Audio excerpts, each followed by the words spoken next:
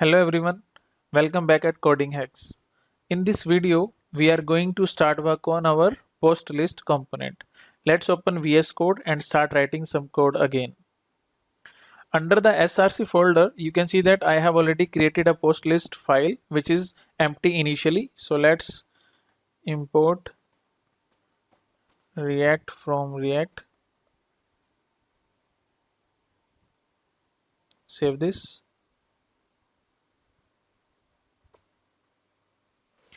Again, I'll do an export default here.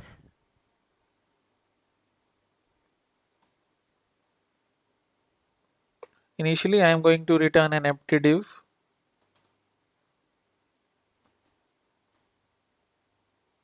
Save this. And I'll make sure that I show this component inside of my app component. So in order to do that, firstly, we have to import our newly created component.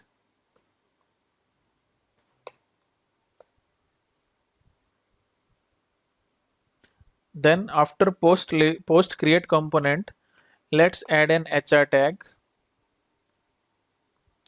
HR tag basically creates a new horizontal line on the browser to separate different sections. Now after HR tag, I am going to do some heading with h1 tag, say posts, and after that I am going to put our newly created component, that is post list. Save this. Once we are done here, we have to switch back to our post list component. Now let's think what this component actually needs to do.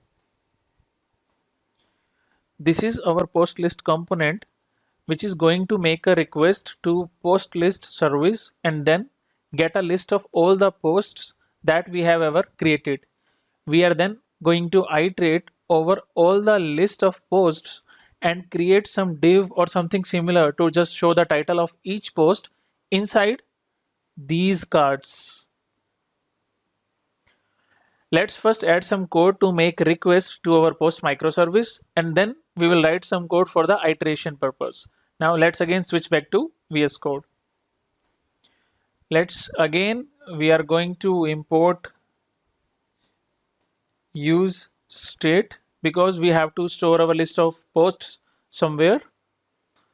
Then I'll import Axios from Axios to make HTTP request to our post microservice. One other thing quickly we need here, use effect.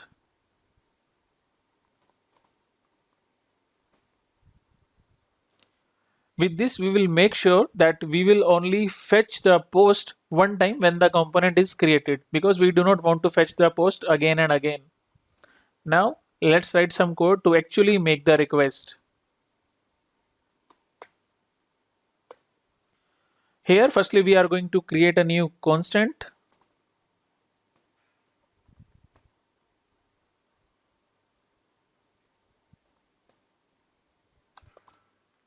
And we do have to provide an initial value for this thing. Say use state. I have put it an object here because we are going to actually get an post list object from our API. Let me show you the same in post microservice. Now I am inside our posts directory. Here you can see that in the get request we are returning an post object. It is of type object. This is the reason why we are creating an object in the case of use state. Next, I am going to define a function from where we are actually making a request to our post microservice. Say const fetch posts, and this is going to be an async function.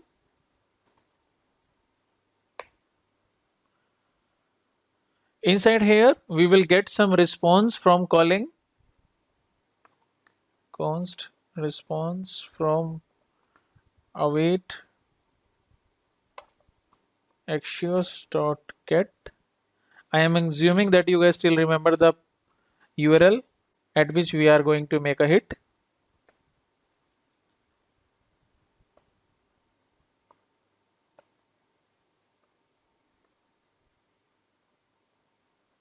Save this. So this is the route H we are making it, and 4000 is the port number where post microservice is running. One thing that I want to highlight here is that anytime we make a request with Axios, we get back our response object and our actual data is nested inside there on the data property. So we are going to take the response, or more specifically the data from it, and use it to update our post piece of state. So I would say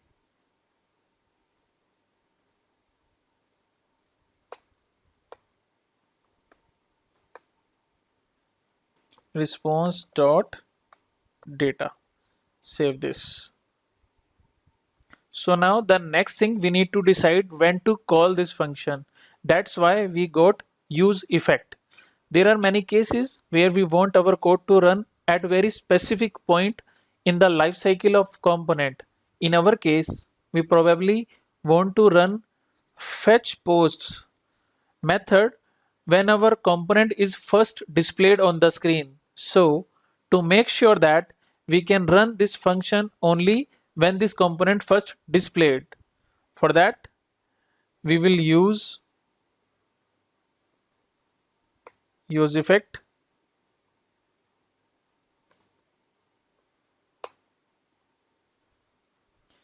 We will put an empty array as the second argument because it signifies that we are going to call this function only once.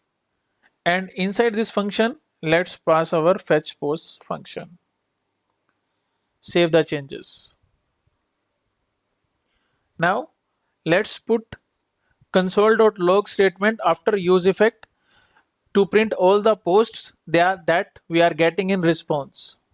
Say console.log posts. Save this. Now run the application with command npm start. Now flip back to browser for the testing purpose. Now I am inside the browser. Open the development tool with key F12. In the console, you can see that our object is empty right now because we haven't stored any post as of now. That's good. Now we have to write some code to iterate over the values of the object. And for every value there, we are going to display these posts on the screen right here. Let's do that right now. Now let's remove the console log statement. And I am going to create a new constant called rendered posts, and that's going to be the result of calling object dot values and pass the posts inside this. Object dot values is a inbuilt function in JavaScript that's gonna give us back an array of all the values inside of this object right here. Next, let's use an inbuilt function of JavaScript called map to iterate over the object.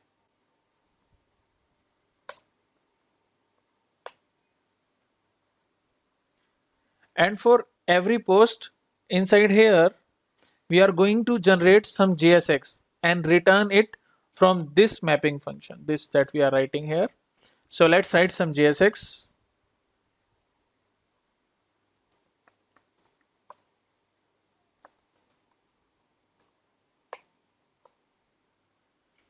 Let's give it a class called card. Now I am going to edit a hard-coded style.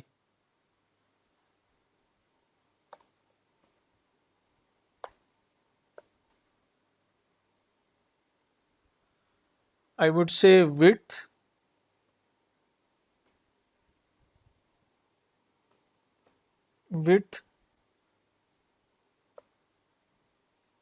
30%, and then margin bottom 20 pixel. Save this. Because we are generating a list of elements here, React is going to expect us to place a key property on each of the elements we are creating. So we have to create an key property on this div.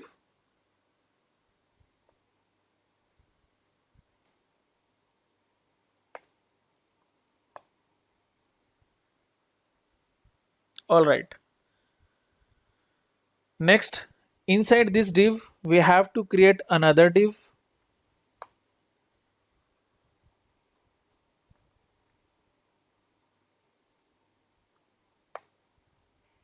With class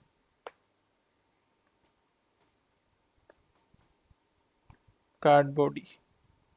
Save this. Inside this inner div, I am going to use an h3 tag to display the title of post.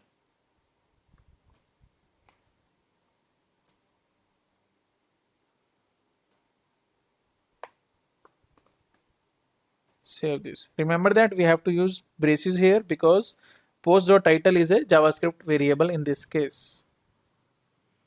Now last we need to do is just to make sure that we display rendered posts somewhere on the screen. For that, let's use this rendered post variable and place it inside this div. Save this. Now I am going to add a few classes to this div just to beautify the same. D-flex, flex row, flex wrap, justify content between. Save this. Finally, we are done with coding. Now let's switch to browser and test this. Let's add our first post here and hit the submit button. So in order to see the changes, we have to reload the page, and you can see that our first post is created. Now we have to reload the page again and again because we have used use effect with an empty array. So in order to resolve this issue, we have to just remove that second argument. Let's make the changes. Right now I am inside our use effect function. Here I am going to remove the second argument and save this. Switch back to the browser. Let's create a second post. Submit. See, as soon as I enter the post and hit the submit button, you can see that the new entity is going to create in the second section of the page without reloading. So that's it from this video. In the next video, we are going to start our comment component. Thanks for watching. Stay tuned for more videos.